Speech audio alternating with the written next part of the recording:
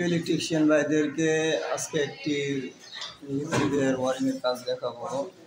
তো আপনারা দেখেন আজকে এখান থেকে ওইখানে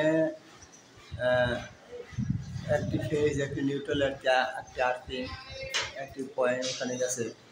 তো এই যে কানেকশনটা, এটা হচ্ছে আপনার জয়েন্ট কানেকশন।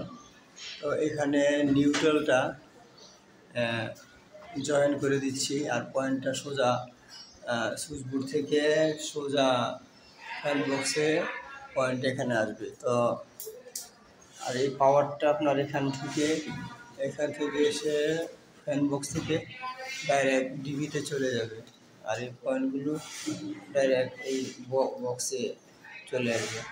তো দেখেন আমরা 1.5 তার দিয়ে পয়েন্ট আনছি।